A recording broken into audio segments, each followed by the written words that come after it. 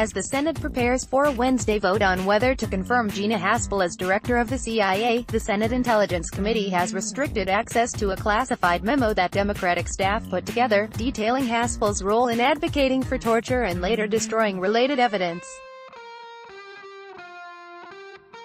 On Monday morning, Elizabeth Falcone, a senior aide for Virginia Sen. Mark Warner, the top-ranking Democrat on the Intelligence Committee, announced the decision to restrict access in an email to Democratic legislative directors. The memo had previously been available for senators and staff with security clearances to review in a secure compartmented information facility housed within Congress. Staff will no longer be able to review the document, and senators will only be able to do so upon request. It has been removed from the SCIF.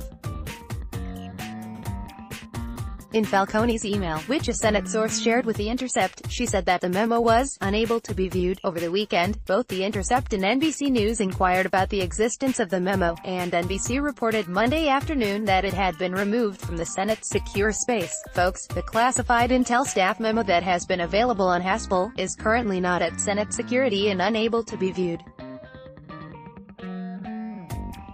If you have urgent need to read it, please call me or have your chief call mine. Thanks.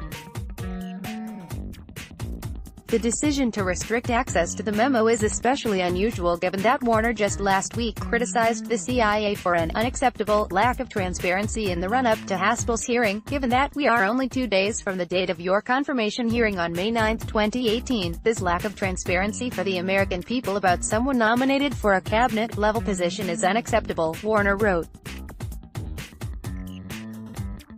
As the acting director of the CIA, it is in your power to order the declassification of relevant material or to hasten the process. I urge you to take immediate action to remedy these problems. Warner's move has heightened fears among Haspel opponents that Warner is preparing to vote to confirm Haspel. The classified memo was compiled by the minority staff on the Senate Select Committee on Intelligence. Relying on classified records, it goes into detail on Haspel's role in torture, the destruction of evidence, and her tenure more broadly, according to people briefed on its contents. The memo draws from the results of an investigation by Special Prosecutor John Durham, who looked into CIA activity following 9/11 and ultimately chose not to bring charges.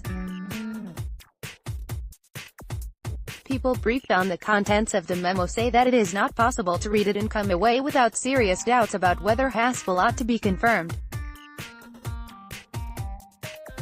Yasmin Taeb, senior policy counsel for the Center for Victims of Torture, said that it's crucial for senators to read the classified memo before announcing their votes. This nomination fight is not over, she said. There are several Republican offices that have expressed concerns over Haspel's nomination. We hope that senators will read all the materials made available to them, not just documents provided by the CIA but also the memo prepared by the SSCI minority staff. Yet according to Senate sources, few senators have viewed the memo, and with the vote scheduled for Wednesday, crucial lawmakers have begun announcing their positions.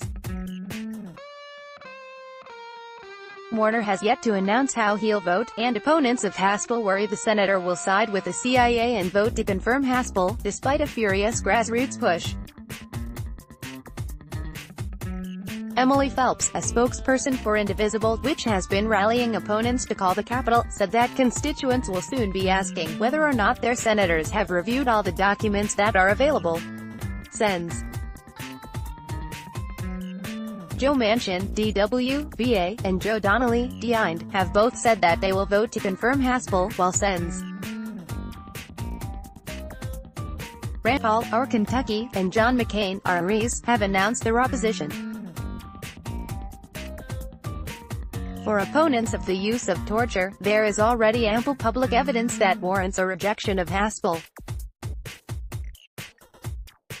The same is true for advocates of the rule of law. but a majority of senators are still undecided on the Haspel nomination, which makes the classified information available to them all the more important, and all the more important that they actually read it. Last week, Sen. Claire McCaskill, Demo, said, "I have never in my life wished that more classified information could be available to the public," after reviewing classified documents about Haspel. Sen. Jeff Flake, RRE's, one of the few Republicans yet to commit to supporting Haspel, has called for the contents of the Durham report, an extensive report on which the classified memo is partly based, to be made available to senators. Haspel herself, with her recent testimony, has given senators a reason to fact-check her. "There was an internal investigation of the issue conducted by one of my predecessors, Mr. Morrill, who found no fault with my actions and that my decisions were consistent with my obligations as an agency officer," Haspel said during her confirmation hearing last week.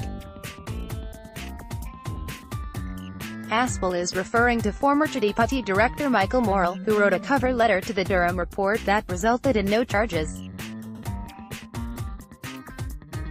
The CIA declassified Morrill's memo, but not the underlying investigation, which leaves the public to guess at what's underneath. But Morrill has left some hints that the exoneration was not a clean one. He later wrote in his memoir that Durham had declined to press charges, but added, Durham concluded, however, that such legal authority had not existed and that agency lawyers had erred in their legal judgment. Haspel's role in that illegal effort is laid out clearly in the documents available for senators to review. Haspel knows what that investigation found, but in her testimony, she pointedly referenced Morrill's summary, rather than the investigation itself. In doing so, was she misleading the Senate? The answer can be found in the classified memo that Senate leaders are taking pains to keep away from the eyes of senators. It used to be in the basement, but now it's not even there.